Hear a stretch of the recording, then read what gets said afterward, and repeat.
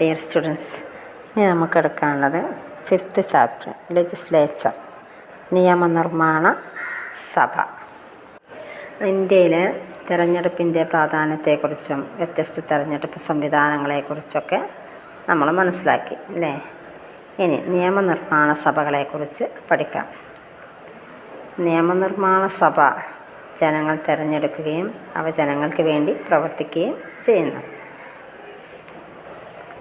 Parliament is the central law-making body of Union government. According to the Constitution provisions, the legislature consists of the President, Rajya Sabha and Lok Sabha. In India, the democratic system is established on the strong base of Parliament. ഈ അധ്യായത്തിൽ നമുക്ക് തിരഞ്ഞെടുക്കപ്പെട്ട നിയമനിർമ്മാണ സഭകളെക്കുറിച്ചും അവയുടെ ചുമതലകളെക്കുറിച്ചും ജനാധിപത്യ ഗവൺമെൻറ്റുകളെ നിലനിർത്തുന്നതിൽ അവയുടെ പങ്കിനെക്കുറിച്ചും പഠിക്കാം. Why do we need a parliament? എന്തുകൊണ്ട് നമുക്കൊരു പാർലമെൻറ്റ് വേണം? പാർലമെൻറ്റിൻ്റെ ആവശ്യകത ഉണ്ടോ? Legislature is not merely a law making body. Law making is only one of the function of the legislature. It performs several other functions. അപ്പോൾ എന്തുകൊണ്ട് നമുക്കൊരു parliament വേണം? ഇപ്പോൾ പാർലമെൻറ്റ് എന്ന് പറഞ്ഞാൽ വെറും ഒരു നിയമനിർമ്മാണ സഭ മാത്രമാണോ? അല്ല, പാർലമെൻറ്റ് വെറും ഒരു നിയമനിർമ്മാണ സഭ മാത്രമല്ല, ജനാധിപത്യ രാഷ്ട്രീയ പ്രക്രിയയുടെ സ്ഥിരാകേന്ദ്രമാണത്. അപ്പോൾ legislature is the center of all democratic process. Continuous activity is its unique feature. It is always active with walkouts, dharnas, protests, consensus, concerns and cooperation. For the existence of a genuine democratic system, the presence of the effective and representative legislature is highly necessary. The legislature helps the people by making the representatives accountable and responsible to the people. This is the basis of representative democracy. അതായത് parliament ഒരു നിയമനിർമ്മാണ സഭ മാത്രമല്ല, ജനാധിപത്യ രാഷ്ട്രീയ പ്രക്രിയയുടെ ഒരു സ്ഥിരാകേന്ദ്രമാണെന്ന് പറഞ്ഞല്ലേ. ജനപ്രതിനിധികൾക്ക് ജനങ്ങളോടുള്ള പ്രതിബദ്ധത ഉറപ്പാക്കുന്നതിന് നിയമനിർമ്മാണ സഭകൾ സഹായിക്കുന്നു. പ്രാതിനിധ്യ ജനാധിപത്യത്തിൻ്റെ അടിത്തറയാണ് നിയമനിർമ്മാണ സഭകൾ. Y do we need 2 houses of parliament? അതായത് പാർലമെൻറ്റിന് 2 സഭകളുണ്ട്. എന്തിനാണ് ഈ 2 സഭകളുടെ ആവശ്യകത? ഇപ്പോൾ എന്തിനാണ് 2 സഭകളെന്ന് നോക്കാം. The National Legislature of India is known as Parliament. There are 2 houses in the Indian Parliament. They are Rajya Sabha and Sabha or Council of States and Lok Sabha or House of the People. The legislature having 2 houses is called bicameral legislature. ഇന്ത്യയുടെ ദേശീയ നിയമനിർമ്മാണ സഭ ഏതാണെന്ന് ചോദിച്ചാൽ ദേശീയ നിയമനിർമ്മാണ സഭയാണ് parliament. അത് സംസ്ഥാന നിയമനിർമ്മാണ സഭയെ നിയമസഭകളെന്നും വിളിക്കുന്നു. ദേശീയ നിയമനിർമ്മാണ സഭയെ പാർലമെൻ്റ് എന്നും സംസ്ഥാന നിയമനിർമ്മാണ സഭകളെ നിയമസഭകളെന്നും വിളിക്കുന്നു. ഇന്ത്യൻ പാർലമെൻറ്റിന് 2 മണ്ഡലങ്ങളുണ്ട്, ലോക്സഭയും രാജ്യസഭയും.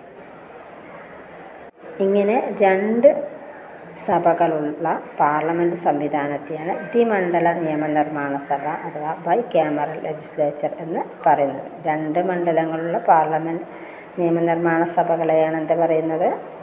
ബൈക്യാമറൽ ലെജിസ്ലേച്ചർ അഥവാ ദ്വിമണ്ഡല നിയമനിർമ്മാണ സഭ എന്ന് പറയുന്നത്.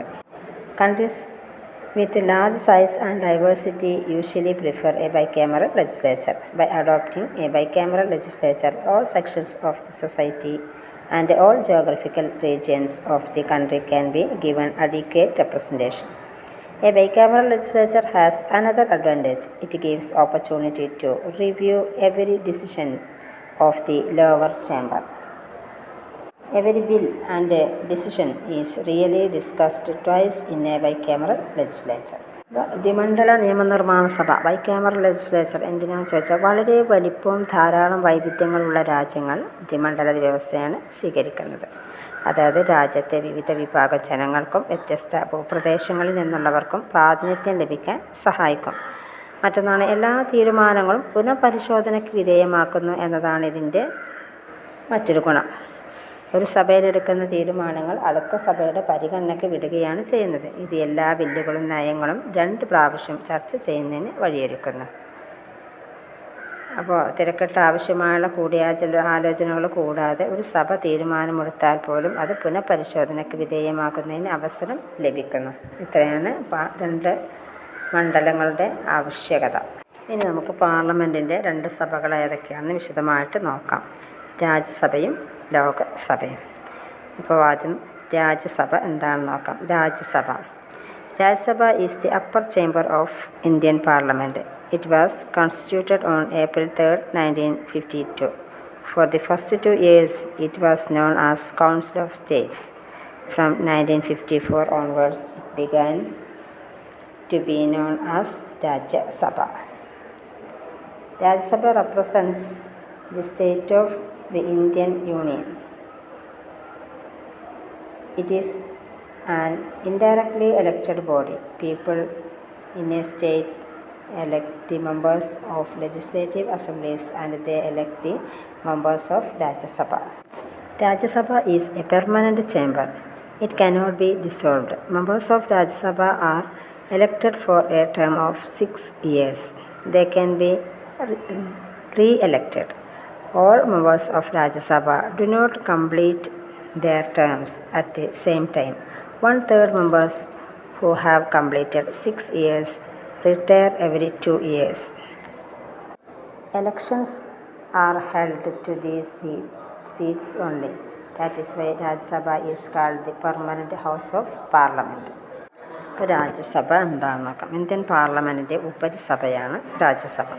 രാജ്യസഭ സംസ്ഥാനങ്ങളെ പ്രതിനിധാനം ചെയ്യുന്നു. സംസ്ഥാനത്തെ ജനങ്ങൾ നിയമസഭാംഗങ്ങളെ തിരഞ്ഞെടുക്കുകയും സംസ്ഥാന നിയമസഭാംഗങ്ങൾ സംസ്ഥാനത്തു നിന്നുള്ള രാജ്യസഭാംഗങ്ങളെ തിരഞ്ഞെടുക്കുകയും ചെയ്യുന്നു. രാജ്യസഭ ഒരു സ്ഥിരം സഭയാണ്. അത് ഒന്നിച്ചൊരിക്കലും പിരിച്ചുവിടുന്നില്ല. രാജ്യസഭാ അംഗങ്ങളെ തിരഞ്ഞെടുക്കുന്നത് 6 വർഷത്തേക്കാണ്. രാജ്യസഭയുടെ കാലാവധിയല്ല, രാജ്യസഭാ അംഗങ്ങളുടെ കാലാവധിയാണ് 6 വർഷം. 6 വർഷം കഴിഞ്ഞ് വീണ്ടും എന്ത് ചെയ്യുന്നു? അവരെ തിരഞ്ഞെടുക്കാം. അങ്ങനെ രാജ്യസഭ ഒരിക്കലും ഒന്നിച്ച് പിരിച്ചുവിടുന്നില്ല. അതായത് ഓരോ 2 വർഷം കൂടുമ്പോഴും 1/3 അംഗങ്ങൾ കാലാവധി പൂർത്തിയാക്കി പിരിഞ്ഞു പോകുന്നു. ഇനി അവർക്ക് പകരമായിട്ട് വീണ്ടും ആ സംസ്ഥാനങ്ങളിൽ നിന്നും രാജ്യസഭയിലേക്ക് അംഗങ്ങളെ തിരഞ്ഞെടുക്കുന്നു. The constitution fixes the maximum strength of Rajya Sabha as 250. Among them, 238 members are elected from the states and union territories. Apart from the elected members, Rajya Sabha also has 12 nominated members. They are nominated by the President. These nominations are made from eminent persons who have made their mark in the field of art, science, literature and social service. രാജ്യസഭയുടെ അംഗസംഖ്യ 250 ഇതിൽ 238 അംഗങ്ങളെ വ്യത്യസ്ത സംസ്ഥാനങ്ങളിൽ നിന്നും കേന്ദ്രഭരണ പ്രദേശങ്ങളിൽ നിന്നും തിരഞ്ഞെടുക്കുന്നു. ബാക്കി 12 പേരെ പ്രസിഡന്റ് നോമിനേറ്റ് ചെയ്യുന്നു, നാമനിർദ്ദേശം ചെയ്യുന്നു. അതായത് അവരെ പ്രത്യേക മേഖലകളിൽ നിന്നാണ് നാമനിർദ്ദേശം ചെയ്യുന്നത്. അതായത് കല, ശാസ്ത്രം, സാഹിത്യം, സാമൂഹ്യ സേവനം എന്നീ മേഖലകളിൽ കഴിവ് തെളിയിച്ച വ്യക്തികളെയാണ് പ്രസിഡന്റ് നോമിനേറ്റ് ചെയ്യുന്നത്. ഇത്രയാണ് രാജ്യസഭയെക്കുറിച്ച് പറയുന്നത്. ഇപ്പോൾ രാജ്യസഭ ഒരു സ്ഥിരം സഭയാണ്. അംഗങ്ങളുടെ കാലാവധിയാണ് 6 വർഷം. ഓരോ 2 വർഷം കൂടുമ്പോഴും 1/3 അംഗങ്ങൾ കാലാവധി പൂർത്തിയാക്കി പിരിഞ്ഞു പോകുന്നു. അതിന് പകരമായിട്ട് വീണ്ടും അംഗങ്ങളെ തിരഞ്ഞെടുക്കുന്നു. പിന്നെ രാജ്യസഭയുടെ അംഗസംഖ്യ 250 238 പേരെ വിവിധ സംസ്ഥാനങ്ങളിൽ നിന്നും കേന്ദ്രഭരണ പ്രദേശങ്ങളിൽ നിന്നും തിരഞ്ഞെടുക്കുന്നു. ബാക്കി 12 പേരെ പ്രസിഡന്റ് നാമനിർദ്ദേശം ചെയ്യുന്നു. കലാശാസ്ത്രം, സാഹിത്യം, സാമൂഹ്യ സേവനം എന്നീ മേഖലകളിൽ കഴിവ് തെളിയിച്ച വ്യക്തികളെയാണ് പ്രസിഡന്റ് രാജ്യസഭയിലേക്ക് നാമനിർദ്ദേശം ചെയ്യുന്നത്. ഇനി ലോക്സഭ എന്താണെന്ന് നോക്കാം. Lok Sabha is the lower house of parliament. It was constituted on 17th April 1952. For the first 2 years it was known as House of the People. Later it was called Lok Sabha. Indian പാർലമെൻറ്റിൻ്റെ അധോമണ്ഡലമാണ് ലോക്സഭ. ലോക്സഭയിലെ അംഗങ്ങളെ ജനങ്ങൾ നേരിട്ടാണ് തിരഞ്ഞെടുക്കുന്നത്. ലോക്സഭ നിലവിൽ വരുന്നത് 1952 ഏപ്രിൽ 17-ന്. ആദ്യത്തെ 2 വർഷം അറിയപ്പെട്ടിരുന്നത് ഹൗസ് ഓഫ് ദ പീപ്പിൾ എന്നായിരുന്നു. പിന്നീട് ലോക്സഭ എന്ന് അറിയപ്പെട്ടു. The members of Lok Sabha are directly elected by the people. They are elected from particular constituencies which are formed on the basis of population. For the purpose of election, the entire country is divided into several electoral districts called constituencies. The constituencies are roughly of equal population. Thus, each state gets seats proportionate to its strength of population. People elect one representative from each constituency on the basis of the principle of universal adult franchise. The Constitution fixes the maximum number of Lok Sabha members as 550. At present, there are 543 constituencies. This number has not changed since 1971 census. Lok Sabha is elected for a period of 5 years, but President can dissolve it earlier if no party or coalition can form a government. It also can be dissolved earlier if the Prime Minister advises the President to dissolve it and hold fresh election. Indian പാർലമെൻറ്റിൻ്റെ അധോമണ്ഡലമാണ് ലോക്സഭ എന്ന് പറഞ്ഞു. ഇനി ലോക്സഭയിലെ അംഗങ്ങളെ ജനങ്ങൾ നേരിട്ടാണ് തിരഞ്ഞെടുക്കുന്നത്. അതിനുവേണ്ടി രാജ്യത്തെ അനേകം നിയോജക മണ്ഡലങ്ങളായിട്ട് വിഭജിച്ചിട്ടുണ്ട്. എല്ലാ നിയോജക മണ്ഡലങ്ങളിൽ നിന്നും പ്രായപൂർത്തി വോട്ടവകാശത്തിൻ്റെ അടിസ്ഥാനത്തിൽ ഓരോ അംഗങ്ങളെ വീതം തിരഞ്ഞെടുക്കുന്നു. ഇപ്പോൾ 543 ലോക്സഭാ നിയോജക മണ്ഡലങ്ങളുണ്ട്. ഭരണഘടന 550 വരെ ആകാം എന്ന് പറയുന്നു. ലോക്സഭയുടെ അംഗസംഖ്യ 550 വരെ ആകാം. ഇപ്പോൾ 543 അംഗങ്ങളാണ് ഉള്ളത്.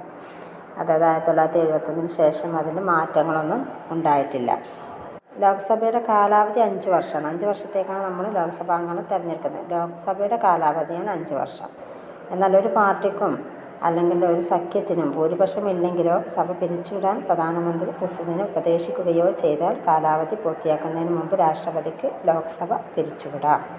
ലോക്സഭയിലേക്ക് തിരഞ്ഞെടുക്കുന്നതിനുള്ള യോഗ്യതകൾ എന്തൊക്കെയെന്ന് നോക്കാം. Qualification of members of Lok Sabha. He should be a citizen of India who has completed 25 years of age. അതായത് ഇന്ത്യൻ പൗരനായിരിക്കണം, 25 വയസ്സ് പൂർത്തിയായിരിക്കണം. He should not hold any office of profit under the ഗവൺമെൻറ്റിൽ നിന്നും ശമ്പളം പറ്റുന്ന ഏതെങ്കിലും ഒരു ഉദ്യോഗസ്ഥനായിരിക്കാൻ പാടില്ല. One cannot be a member of both houses of parliament or state legislative at the same time. അതായത് പാർലമെൻറ്റിലെ 2 സഭകളും ഒരേ സമയം അംഗമായിരിക്കാൻ പാടില്ല. ലോകസഭയിലോ അല്ലെങ്കിൽ രാജ്യസഭയിലോ അല്ലെങ്കിൽ സംസ്ഥാന നിർമ്മാണ സഭയിലോ അംഗം. ഏതെങ്കിലും ഒന്നിൽ മാത്രമേ അംഗമായിരിക്കാൻ പാടുള്ളൂ. A person who is convicted on the basis of People's Representative Act cannot contest Lok Sabha elections. കുറ്റവാളികൾക്ക് എന്ത് ചെയ്യാൻ പാടില്ല? ലോക്സഭയിലേക്ക് മത്സരിക്കാൻ പാടില്ല. ലോക്സഭ എന്ന് പറഞ്ഞാൽ സ്ഥിരം സഭയാണ്. സ്ഥിരം സഭയല്ല, രാജ്യസഭയാണ് സ്ഥിരം സഭ. ലോക്സഭയുടെ കാലാവധി 5 വർഷമാണ്. 5 വർഷത്തേക്കാണ് അംഗങ്ങളെ തിരഞ്ഞെടുക്കുന്നത്. ലോക്സഭയുടെ അംഗസംഖ്യ 550 ഭരണഘടന കണക്കാക്കിയുള്ളത്. ഇപ്പോൾ 543 അംഗങ്ങളാണ് ഉള്ളത്. ഇനി നമുക്ക് powers, duties and functions of parliament. പാർലമെൻറ്റിൻ്റെ ചുമതലകൾ എന്തൊക്കെയാണെന്ന് നോക്കാം. പ്രധാനപ്പെട്ട പവേഴ്സ്, ഡ്യൂട്ടീസ്, ചുമതലകളാണ് എന്തൊക്കെയാണ് നോക്കാം. 1. Legislative functions. Next control of the executive. Then financial functions, representative functions, deliberative functions, constitutional functions, electoral functions, judicial functions. അതായത് പാർലമെൻറ്റിൻ്റെ ചുമതലകളാണ് എന്തൊക്കെ? നിയമനിർമ്മാണ ചുമതല, കാര്യനിർവഹണ വിഭാഗത്തെ നിയന്ത്രിക്കുക. മറ്റൊന്ന് സാമ്പത്തിക നിയന്ത്രണം, മറ്റൊന്നാണ് പ്രാതിനിധ്യ ചുമതല, ചർച്ചാപരമായ ചുമതല, ഭരണഘടന ഭേദഗതി ചെയ്യുന്നു, പിന്നെ തെരഞ്ഞെടുപ്പ് ചുമതല, നീതിന്യായ ചുമതല. ഇത്രയാണ് പാർലമെൻറ്റിൻ്റെ ചുമതലകൾ. ഇനി നമുക്കിവ ഓരോന്ന് എന്താണെന്ന് നോക്കാം. Legislative functions. Parliament makes laws for the state. It has the power to legislate on any of the subjects in the Union list. Consider national interest and importance. In particular situations, Parliament is given the power to make laws even on the subjects included in the state list. നിയമനിർമ്മാണ ചുമതല. പാർലമെൻറ്റാണ് രാജ്യത്തിനാവശ്യമായ നിയമങ്ങൾ നിർമ്മിക്കുന്നത്. മന്ത്രിമാരുടെ നേതൃത്വത്തിലുള്ള ഉദ്യോഗസ്ഥരാണ് യഥാർത്ഥത്തിൽ ഈ ബില്ലുകളൊക്കെ തയ്യാറാക്കുന്നത്. ബില്ലുകളുടെ ഉള്ളടക്കം എഴുതി മന്ത്രിസഭയാണ് തീരുമാനിക്കുന്നത്. എല്ലാ പ്രധാന ബില്ലുകളും ക്യാബിനറ്റിൻ്റെ അംഗീകാരത്തോടെ പാർലമെൻറ്റിൽ എത്തുന്നത്. ഇനി മന്ത്രിമാരല്ലാത്തവർക്കും ബില്ലൊക്കെ അവതരിപ്പിക്കാം, എങ്കിലും സർക്കാർ പിന്തുണയില്ലാതെ അവ പാസ്സാക്കിയെടുക്കാൻ കഴിയില്ല എന്നർത്ഥം. അപ്പോൾ നിയമനിർമ്മാണ ചുമതല, രാജ്യത്തിന് ആവശ്യമായ നിയമങ്ങൾ നിർമ്മിക്കുന്നത് പാർലമെൻറ്റാണ്. ഇനി അടുത്ത ചുമതലയാണ് control over the executive. Another function of parliament is to control executive.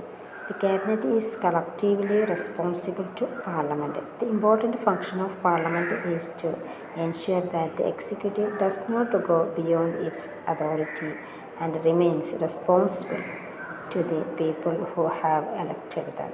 The parliament controls the ministry through the questions which the members ask to the ministers.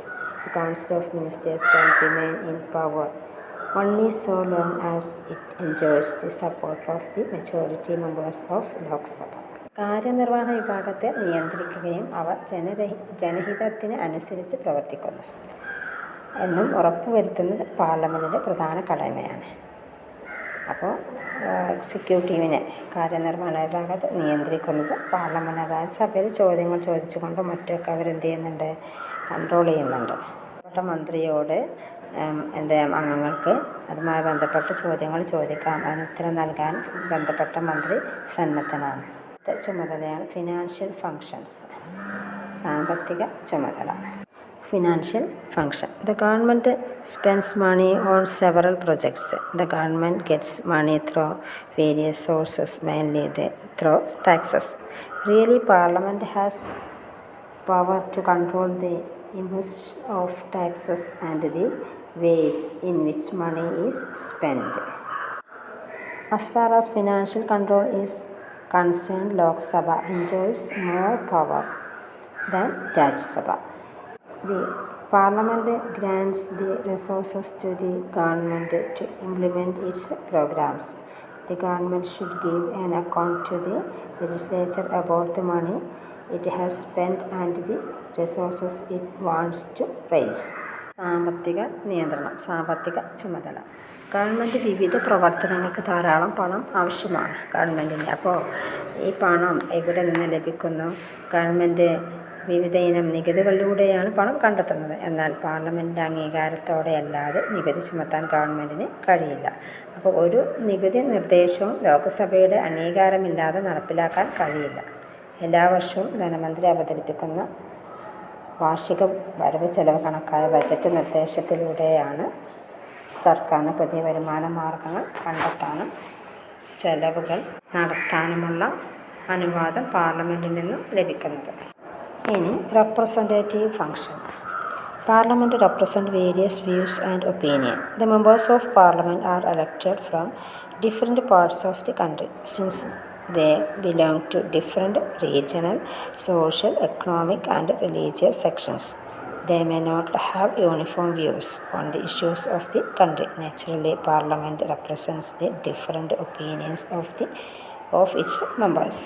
പ്രാതിനിധ്യ ചുമതല. പാർലമെൻറ്റിലെ അംഗങ്ങൾ രാജ്യത്തിൻ്റെ വിവിധ ഭാഗത്തു നിന്നും തിരഞ്ഞെടുക്കപ്പെട്ടവരായതിനാൽ വിവിധ പ്രാദേശിക, സാമൂഹിക, സാമ്പത്തിക, മതവിഭാഗങ്ങളുടെ കാഴ്ചപ്പാടുകൾ പാർലമെൻറ്റ് പ്രതിനിധാനം ചെയ്യുന്നു. അപ്പോൾ രാജ്യത്തിൻ്റെ വിവിധ ഭാഗത്തു നിന്നും തിരഞ്ഞെടുക്കുന്ന വിവിധ വിഭാഗങ്ങളിൽ നിന്നും പാർലമെൻറ്റിലേക്ക് അംഗങ്ങളെ തിരഞ്ഞെടുക്കുന്നു. അപ്പോൾ അതുകൊണ്ട് തന്നെ വിവിധ പ്രാദേശികതയെ അവിടെ പ്രതിനിധാനം ചെയ്യുന്നു. സാമൂഹിക, സാമ്പത്തിക, വിവിധ മതവിഭാഗങ്ങളുടെ കാഴ്ചപ്പാടുകളൊക്കെ എന്ത് ചെയ്യുന്നുണ്ട്? പാർലമെൻറ്റ് പ്രതിനിധാനം ചെയ്യുന്നു. ഇനി അടുത്തത് deliberative function. Parliament is the highest deliberative body. There is no control on its authority to make discussions. The members are free to make discussion on any matter without fear. It enables the parliament to analyze every issue that the country faces. The discussion really constitutes the life and the spirit of democratic decision making. ഇപ്പോൾ ചർച്ചാപരമായ ചുമതല. നമ്മുടെ രാജ്യത്തെ ഏറ്റവും ഉന്നതമായിട്ടുള്ള ഒരു വേദി, ചർച്ചാവേദിയാണ് parliament. അപ്പോൾ ചർച്ചകൾ നടത്തുന്നതിനുള്ള പാർലമെൻറ്റിൻ്റെ അധികാരത്തിന് യാതൊരുവിധ നിയന്ത്രണവുമില്ല. ഭയമൊന്നുമില്ലാതെ തന്നെ ഏതു കാര്യത്തെക്കുറിച്ചും സംസാരിക്കാനുള്ള അവകാശം പാർലമെൻറ്റ് അംഗങ്ങൾക്കുണ്ട്.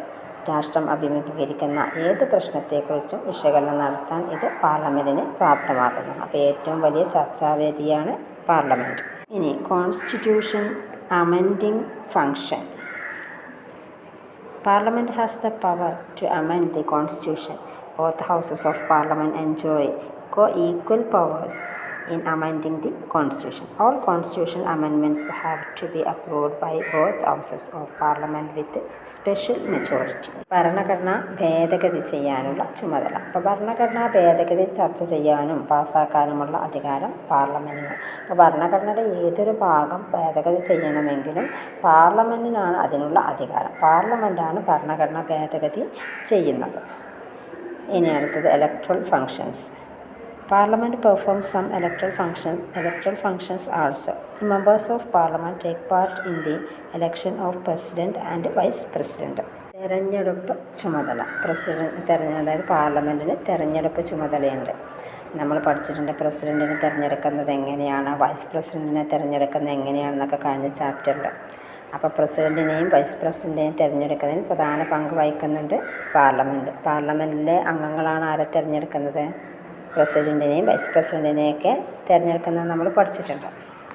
ഇനി judicial functions. Parliament has the power to impeach the president. It can also impeach the vice president, judges of the supreme court and judges of state high courts. അതായത് നീതിന്യായ ചുമതല. നീതിന്യായ ചുമതല ജുഡീഷ്യറിയാണ് നടത്തുന്നതെങ്കിലും ആർക്ക് കൂടി അധികാരമുണ്ട്? ഇവിടെ പാർലമെൻറ്റിന് ചില നീതിന്യായ ചുമതലകൾ കൂടി വരുന്നുണ്ട്. അതായത് പ്രസിഡൻറ്റിനെയും വൈസ് പ്രസിഡൻറ്റിനെയും ഹൈക്കോടതിയിലെയും സുപ്രീം കോടതിയിലെയും ജഡ്ജിമാരെയൊക്കെ വിചാരണ ചെയ്ത് അവരുടെ കാലാവധി പൂർത്തിയാക്കുന്നതിന് മുമ്പ് ആ സ്ഥാനത്ത് നിന്ന് നീക്കം ചെയ്യാനുള്ള അധികാരമുണ്ടെന്ന് നമ്മൾ പഠിച്ചിട്ടുണ്ട്. ഈ അധികാരത്തെയാണ് ഇംപീച്ച്മെൻ്റ് എന്ന് പറയുന്നത്. അപ്പോൾ അവർ ആ സ്ഥാനത്ത് നിന്ന്, അതായത് പ്രസിഡൻറ്റ്, വൈസ് പ്രസിഡൻറ്റ്, ഹൈക്കോടതി, സുപ്രീം കോടതി ജഡ്ജിമാരെയൊക്കെ കാലാവധി പൂർത്തിയാക്കുന്നതിന് മുമ്പ് ഇംപീച്ച്മെൻറ്റ് നടത്തുന്ന, അവിടെ ഇംപീച്ച്മെൻറ്റ് എന്ന് പറയുന്നത് നീതിന്യായ ചുമതലയാണ്. അപ്പോൾ അവിടെ നീക്കം ചെയ്യാനുള്ള അധികാരം ആർക്കാണ്? പാർലമെൻറ്റിനാണ്. അതാണ് പാർലമെൻറ്റിൻ്റെ നീതിന്യായ ചുമതല എന്ന് പറയുന്നത്. അപ്പോൾ ഇത്രയാണ് പാർലമെൻറ്റിൻ്റെ അധികാരങ്ങളും ചുമതലയും.